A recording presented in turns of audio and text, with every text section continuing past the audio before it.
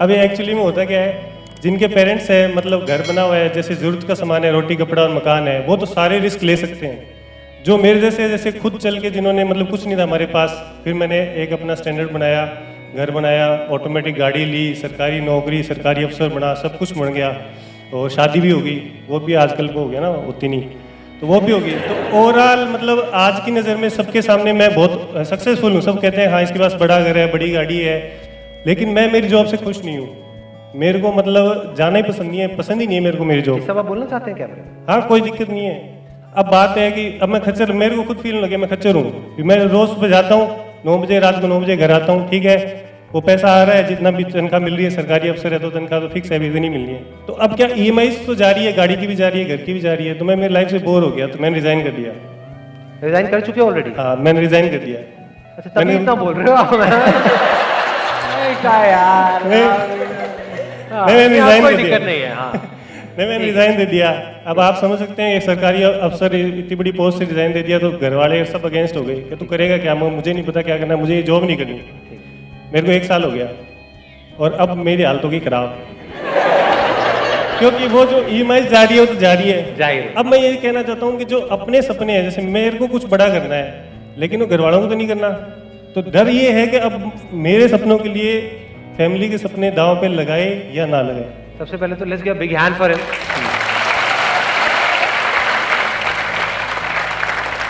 ये जो इतना खुल के बोल रहे हैं, ये बोलने के लिए बहुत करेज चाहिए। तो अब पॉइंट आता है इसका सॉल्यूशन क्या है, कि अभी बेसिकली जो प्रॉब्लम है वो है कंफ्यूजन। समझ नहीं आ रहा है हम क्या करें, नंबर 1। नंबर 2, अब जो ऑलरेडी खर्चे बन गए हैं और एक लाइफस्टाइल है, एक स्टेटस है, उससे नीचे कैसे आए? चलो आप तो आ जाओगे, लेकिन घर वाले उससे नीचे आने के लिए तैयार नहीं है। बस ये है। समझ पा रहा हूं मतलब? हाँ। तो अब ऐसी सिचुएशन में हम क्या करें?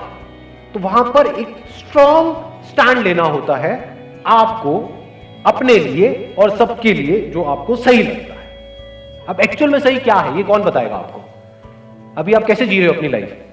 जो एक्चुअल में सही है वो कर रहे हो, या दुनिया ने कुछ नॉर्म सेट करे हुए हैं उसके हिसाब से उसके अंदर उस दायरे में एक्ट कर रहे हो और कह रहे हो कि हाँ सब सही है? क्या आपकी लाइफ की डोर पूरी तरह से आपके हाथ में है? अगर आप ध्यान से समझोगे तो 2 ही तरह के डर हैं हमारे अंदर। 3 तरह के, 3 नजर आए। 1 मिनट, हाँ 2 थे, तीसरा भी नजर आया। एक है रिलेशनशिप से रिलेटेड, एक है पोजेशन से रिलेटेड, एक है आपकी ईगो से रिलेटेड। सक्सेसफुल नहीं है तो कोई नहीं पूछता। सक्सेसफुल नहीं है तो कोई नहीं पूछता, ये क्या डर है? इसको हम किस कैटेगरी में डालेंगे? रिलेशंस। रिलेशन मतलब सिर्फ हस्बैंड वाइफ मत समझो, relations with the society, relations with people.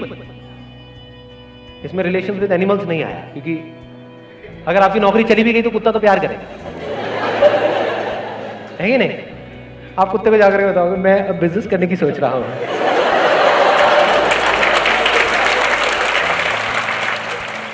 लेकिन अगर किसी और रिलेशन में किसी को बताया तो वो क्या करेंगे? They will not act out of love. उनको आपकी थोड़ी पड़ी है कि आप अंदर ही अंदर फ्रस्ट्रेट हो रहे हो। They will act out of fear. Love में फियर में फर्क देख पा रहे हो? लव हमको आजाद करता है, फियर हमको छोटा बनाता है, सेल्फिश बनाता है। तो अब इसमें क्या करना है कि अगर they are all acting out of fears, तो पहले आपको फियरलेस होना है, तब देयर इज अ पॉसिबिलिटी कि आपके आसपास में जो लोग हैं वो फियरलेस हो सकते हैं। सो ये जो फियर्स हैं, अगर इसको हम एक एक करके फटाफट से देखें। फियर रिलेटेड टू पोजेशंस, चीजों का डर, चीजों को चले जाने का डर। ये डर कैसे निकलेगा? बिना चीजों के जी के देख लो, 10 दिन 15 दिन। बहुत सारे लोगों के साथ क्या होता है, जब ये चीजें उनसे कोई छीन लेता है तब उनको समझ ही नहीं आता है मैं क्या करूं। तब ज्यादातर लोग ऐसे में या तो बिल्कुल ही अंदर से खत्म हो जाते हैं, डिप्रेशन में चले जाते हैं। ये जो लाइफस्टाइल होता है एक तरह का, उसको खोने का डर कब निकल सकता है? जब आप एक्चुअल में ऐसे जी रहे हो कि आपके पास शायद पैसा बहुत है, लेकिन आप बड़ी से बड़ी गाड़ियों में भी घूम रहे हो और पैदल भी घूम रहे हो, स्कूटर पे भी घूम रहे हो। गाड़ी का मतलब क्या है? चाहे छोटी हो चाहे बड़ी हो, कहीं पहुंचने के लिए है ना। गाड़ी का और एक्चुअल में रोल क्या है? और कोई रोल है? बाकी सब यहां है, साइकोलॉजिकली है कि मेरी गाड़ी तेरी गाड़ी से बड़ी है, उसको क्या, सो व्हाट। मतलब अपनी सेटिस्फैक्शन आप ढूंढ रहे हो औरों की आपको, उनको जला करके आपको सेटिस्फैक्शन मिल रही है। होता नहीं है जब नई नई गाड़ी लेते हैं और कोई बाइक पे है उसको ऐसे देखते हैं, देख गरीब देख। तो क्या करना होगा? ये डर कैसे निकलेगा? अकेले में कम से कम रिसोर्सेज में अपने साथ में टाइम स्पेंड करो। कुछ दिन तक किसी गुरुद्वारे में जाओ, वहां पे जाकर के खाना खाओ, देखो कितना टेस्टी है, फ्री है नहीं। तो आपको ये पता होना चाहिए कि कैसे कम से कम पैसे में या बिना पैसे के भी मैं जी सकता हूं और खुश रह सकता हूं। इसको और अगर सिंपल करूं, अपने अंदर झांक के देखा मैं किन चीजों पर डिपेंड हूं जिसके बिना मैं फड़फड़ाने लग जाता हूं, किन लोगों पे डिपेंड हूं, हैबिट पड़ जाती है ना एक तरह की, जिनके साथ हम रह रहे होते हैं, चाहे अंदर से लड़ाई झगड़े होते हैं लेकिन आदत पड़ गई है। जैसे फॉर एग्जांपल आपको एडिक्शन है कि भाई डेली मेरा ये फ्रेंड है, मेरे को उसके साथ में टाइम स्पेंड करना ही करना है। एक फ्रेंड सर्कल बन जाता है, एक मिनट सुनना, एक फ्रेंड सर्कल बन जाता है 5-7 लोगों का, उसमें पता है वो सब मिल करके आप ले रहे हैं, मतलब जो भी